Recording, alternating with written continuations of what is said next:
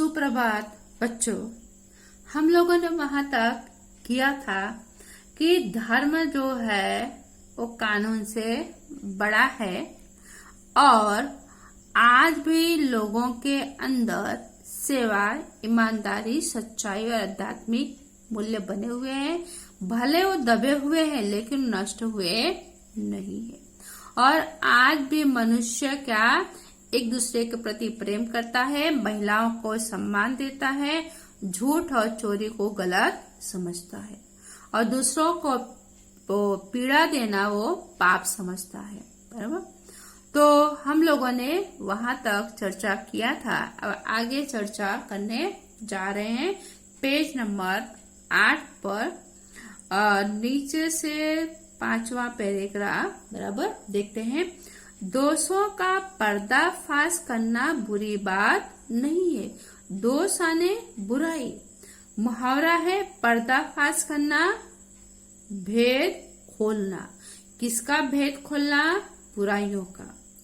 बुराइयों का भेद खोलना कोई बुरी बात नहीं है। बुराई यह मालूम होती है किसी के आचरण के गलत पक्ष को उद्घाटित करते समय। बराबर। कि लेखक बता रहे हैं यहाँ पर कि बुराई जो है क्या है? बुराई किसी के गलत, बराबर, क्या कह रहे हैं कि बुराई जो है गलत, किसी के आचरण के गलत पक्ष को, आचरण व्यवहार, किसी व्यक्ति के प्रति का गलत व्यवहार उद्घाटित करते समय उसमें रस लिया जाता है। यहाँ पर दिया हुआ है उद्घाटित। उद्घाटित यानी उजागर करना। किसी व्यक्ति से कोई गलतियां हो गई है, बराबर, तो क्या करते हैं? उसकी गलतियों को उसे उजागर करते हैं, दूसरों को बताते हैं। बताने वाले और सुनने वाले क्या करते हैं? उसमें आनंद लेते, रस आने उसमें आनंद लेते हैं। बराबर। और दोषोद्घाटन को एकमात्र कर्तव्य मान लिया जाता है। क्या करें? दोषोद्घाटन को, कि मनुष्य में, बराबर, जो गलतियां हैं उन गलतियों को, कमियों को क्या दिखाने का क्या मनुष्य अपना एक कर्तव्य मान लेता है कि भाई इसमें बुराइयां ही बुराइयां हैं। लेकिन हम किसी को बुरा साबित करते हैं। हर एक आदमी के अंदर अच्छाइयां भी हैं और बुराइयां भी हैं। कोई आदमी पूरी तरह से परफेक्ट नहीं है, सही नहीं है। अच्छाइयां और बुराइयां हर एक मनुष्य के साथ जीवन में चलता ही रहता है। किसी में कम है, किसी में ज्यादा है। लेकिन हम लोग जब संयम नियम का पालन करते हैं तो बुराइयां क्या धीरे धीरे हमारे अंदर से वो दूर होने लग जाती है। तो बुराई में रस लेना बुरी बात है। कि लेखक बता रहे हैं कि किसी के गलतियों को क्या करना? उजागर करना और कमियों को बताना मनुष्य क्या करता? अपना एक कर्तव्य मान लेता है और उसमें वो क्या रस लेता है, आनंद लेता है। तो लेखक कह रहे हैं कि उसमें रस लेना, उसमें आनंद लेना क्या है? बुरी बात है। अच्छाई को उतना ही रस लेकर उजागर न करना। अन्य जिन लोगों में अच्छाइयां हैं, अच्छे गुण हैं, अच्छे कार्य कर रहे हैं, अच्छे काम कर रहे हैं, तो उन्हें भी हमें क्या करना चाहिए? उन्हें भी हमें उजागर करना चाहिए। उजागर यानी प्रकट करना चाहिए, लोगों को बताना चाहिए। हम देखते हैं कुछ लोग होते हैं कि सिर्फ अपने काम से काम अच्छी तरह से काम करते हैं, किसी के साथ मगजमारी नहीं करते हैं। अब कुछ लोग ऐसे होते हैं क्या, दूसरों में खामियां है खामियां, बुराइयां है बुराइयां, और एक दूसरे को बताना, उसमें आनंद लेना। और भी बुरी बात है, बराबर, किसी की अच्छाई को उजागर न करना, प्रकट न करना क्या है? वह तो और भी बुरी बात है। सैकड़ों घटनाएं ऐसी घटती हैं, लेखक बता रहे हैं सैकड़ों घटनाएं, बराबर, सैकड़ों क्या घटती हैं? सैकड़ों ऐसी घटनाएं जिंदगी में घटती रहती हैं, जिन्हें उजागर करने से लोक चित्त में अच्छाई के प्रति अच्छाई भावना जगती है। कैसे कितनी घटनाएं जिंदगी में कदम कदम पर क्षण क्षण में घटती रहती हैं। लोकचित, लोकचित का अर्थ क्या होगा बच्चों? लोक, लोक आने लोग, चित आने मन, बराबर।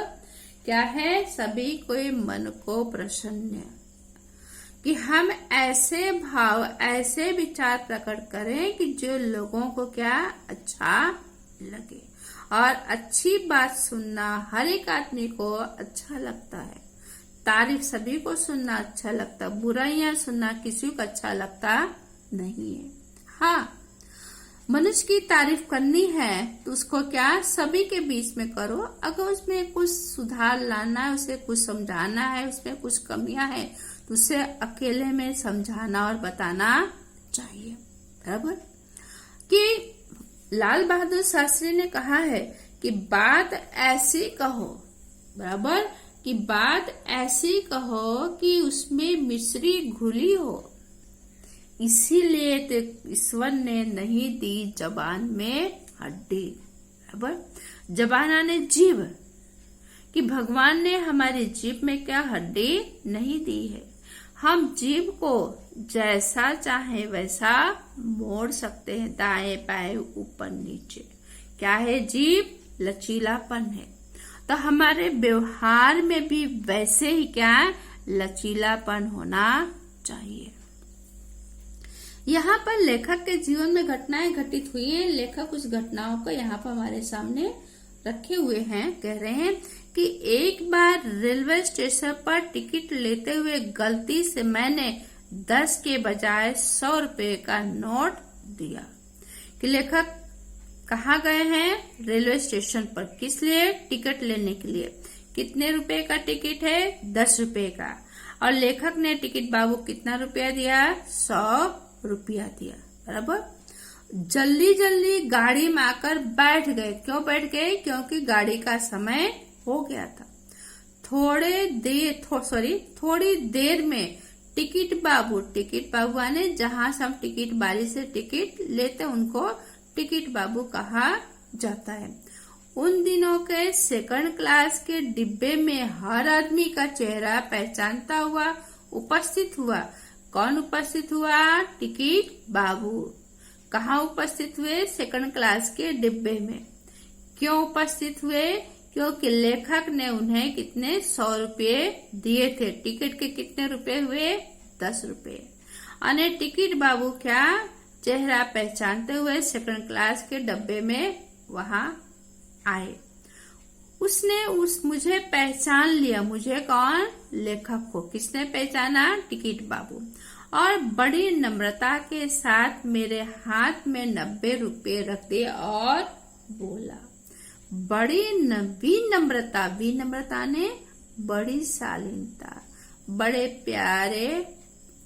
प्यार से। अब कहते हैं कि बोलते तो सभी हैं, लेकिन कब, कैसे और कितना बोला जाए, और बोलने की कला सब में होती नहीं है। यह बहुत गलती हो गई है, बराबर। यह बहुत गलती हो गई थी। आपने भी नहीं देखा, मैंने भी नहीं देखा। उनके चेहरे पर विचित्र संतोष की गरिमा थी। मैं चकित रह गया। क्या था? संतोष आने तसल्ली, विचित्र आने अनोखा, बराबर। गरिमा आने गौरव, चकित आने हैरान। कि लेखक कह रहे हैं टिकट बाबू के चेहरे पे क्या था? विचित्र तसल्ली और गौरव का भाव दिखाई देता था। जैसे हम किसी का, कोई आदमी मुसीबत में है और ऐसे मुसीबत में फंसे हुए आदमी को, बराबर, हम उसकी मदद कर देते हैं, तो हमारे मन में क्या होता है? अच्छे अच्छे भाव, अच्छे ख्याल आने लग जाते, बराबर। जैसे कई बार रास्ते में चलते हैं बच्चे लोग, तो उनको किसी का रोड पर पड़ा हुआ 100 रुपया 200 रुपया ला करके वो दे देते हैं ऑफिस में प्रिंसिपल को। और फिर प्रिंसिपल क्या भाई अनाउंसमेंट करवाता भाई कि किसी के रुपए गिरे हैं और आकर पर्चे देकर अपने रुपए ले जाए। लेकिन जो प्रिंसिपल के ऑफिस में जाकर रुपया देता है जब अनाउंसमेंट किया जाता है उसके अंदर क्या है, एक तरह का खुशी का भाव होता है कि मैंने बहुत अच्छा काम किया है। बराबर। उसके बाद नेक्स्ट पैराग्राफ, कैसे कहूं कि दुनिया में सच्चाई ईमानदारी लुप्त, लुप्त यानी गायब। लेखक कह रहे हैं कि मैं कैसे कहूं कि दुनिया में सच्चाई ईमानदारी गायब हो गई। नहीं, दबे पहले ही बता दिया है, वो सब क्या है, वो सब दबे अवश्य हैं लेकिन नष्ट नहीं हुए हैं। वैसे अनेक अवांछनीय घटनाएं, अवांछनीय यानी घटनाएं जिसको इच्छा न की गई हो, ऐसी घटनाएं घटित, ऐसे हादसाएं, घटनाएं हादसाएं हुई है। परंतु यह एक घटना ठगी, ठगी यानी चालबाजी, कि जैसी ये घटना घटी, कैसी चालबाजी, वंचना की अन्य घटनाओं से अधिक शक्तिशाली। वंचना ने धोखा, बराबर, कि वंचना की अन्य घटनाओं से, कि ऐसी घटनाएं घटित होती हैं, ठगी भी होती है और धोखेबाज की भी घटनाएं घटित होती हैं, लेकिन उन कुछ घटनाएं ऐसी होती जो शक्तिशाली होती, जो हमें कभी भूल पाते नहीं, जहां अपने ताकत को उपयोग करना पड़ता है।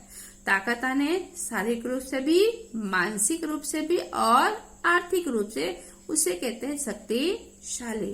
बराबर। एक बार मैं बस यात्रा कर रहा था, लेखक बता रहे हैं कि एक बार मैं क्या कर रहा था, बस यात्रा कर रहा था। मेरे साथ मेरी पत्नी और यहाँ और दिया है, वहां पर 2 मात्रा लगा देंगे और, बराबर, 3 बच्चे थे। कितने? लेखक, लेखक की पत्नी और उनके 3 बच्चे। बस में कुछ खराबी, किसमें खराबी हुई? बस में रुक रुक कर चलती थी। गंतव्य से कोई 5 मील पहले ही एक निर्जन सुनसान स्थान में बस ने जवाब दे दिया। जवाब दे देना, रुक जाना, आगे ना बढ़ना।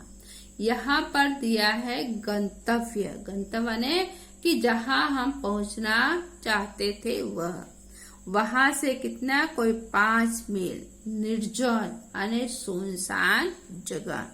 बस ने क्या किया? जवाब दे दिया। बस बिगड़ गई, बस आगे चल पाई नहीं। रात के कोई 10 बजे होंगे। कितने बज चुके थे? 10। बस में यात्री घबरा गए। कंडक्टर ऊपर गया और एक साइकिल लेकर चलता बना। लोगों को संदेह हो गया कि हमें धोखा दिया जा रहा है। कि लेखक बता रहे हैं कि रात को 10 बज गया और एकाएक बस सुनसान जगह में रुक गई, बिगड़ गई। बस आगे चल पाई नहीं और जहां हमें पहुंचना था वहां से 4-5 किलोमीटर दूर सुनसान जंगल। जैसे बस रुकती है वैसे कंडक्टर ऊपर यानी बस के ऊपर गया और वहां उसने अपनी साइकिल रखी थी। साइकिल को लेकर को क्या आगे बढ़ गया, चला गया। और लोगों के मन में क्या संदेह यानी शंका कि धोखा दिया जा रहा है। बस यहाँ पर जानबूझ करके रोक दिया गया है और हमें क्या धोखा दिया जा रहा है। अने वहां पर यात्री का हैरान और परेशान होने लगे। तो यहाँ पर लेखक का कहने का तात्पर्य है कि लोगों में क्या है, एक तरह का क्या डर और भय बना रहता है, लेकिन ऐसा होता नहीं है। अब वहां पर कंडक्टर क्यों गया, किस लिए गया, लोगों ने अनुमान नहीं लगाया। बराबर कि हमारे साथ जो घटनाएं घटित होती है हम वही सोचते अरे किया किसी और ने होगा, लेकिन उस व्यक्ति का आसपास वहां देखते हैं, कहते हैं इसकी वजह से घटनाएं घटित हुई, उसको सब पता, इसने जानबूझकर किया है। लेकिन बच्चों, जो घटनाएं घटित होती हैं कोई जान करके नहीं करता है। बराबर कि जब तक हम अपनी आंख से देखे नहीं, कान से सुने नहीं, तब तक किसी पर विश्वास नहीं करना चाहिए। तो बच्चों, आज हम यहाँ पर पेज नंबर 8 हम पूरा किए। आज हम इतना ही पढ़ेंगे और आने वाले समय में बाकी चर्चा करेंगे। आपको इसके शब्दार्थ और मुहावरे मैं लिख करके भेजूंगी, उससे आपको अपनी कॉपी में लिखना है। धन्यवाद।